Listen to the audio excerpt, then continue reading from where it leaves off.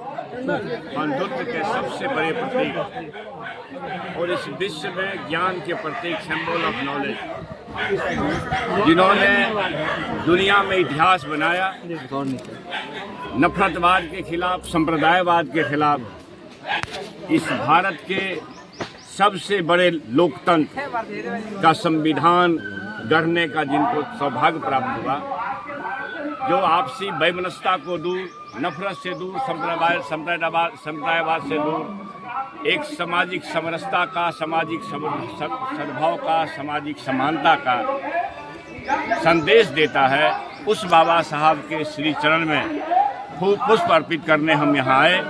और हमको बहुत खुशी है कि हमारे लोकप्रिय माननीय विधायक प्रिय अनुज मनोज बाबू ने इस इलाके में, इस प्रखंड मुख्यालय में बाबा साहब की प्रतिमा लगा करके ये संकेत दिया, संदेश दिया राज्यवासियों को, देशवासियों को कि संविधान ही हमारी रक्षा करेगा और बाबा साहब अम्बेडकर, सामाजिक न्याय के योद्धा आदरणीय लालू प्रसाद जी और जननायक कर्पूरी ठाकुर जी, डॉक्टर लोहिया जी और जयप्रकाश नारायण जी के विचार ही इस देश में समरसता लाएगा, समानता लाएगा, बंधुत्व लाएगा।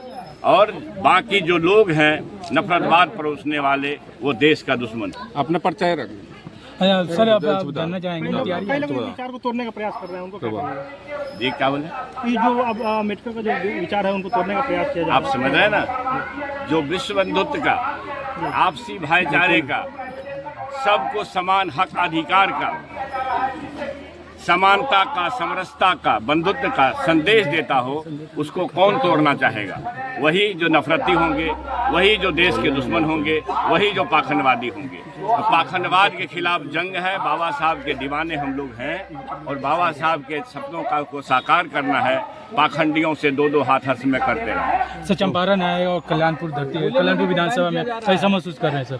बहुत अच्छा सर, हमने देखा, हम एक बार नहीं, मैंने तुरंत में 2 बार 3 बार आने का मौका मिला है। पहले भी मंत्री के रूप में आने का मौका मिला है और फिर जब विधायक थे प्रथम बार 2010 में, तब भी आने का मौका मिला।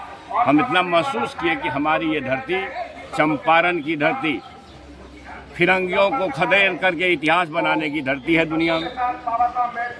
चंपारण की धरती न्याय का, तप का सबसे बड़ा इतिहास है हमारा, और चंपारण ही क्रांति की धरती है। चंपारण से जब क्रांति की लौ निकलती है तो देश में परिवर्तन होता है। दुनिया वाले इस बात को महसूस करते हैं।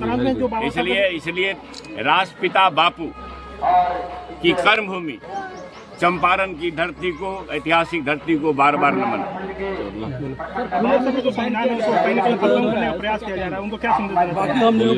संविधान के जो दुश्मन हैं, वो समझिए भारतीय समाज के दुश्मन हैं।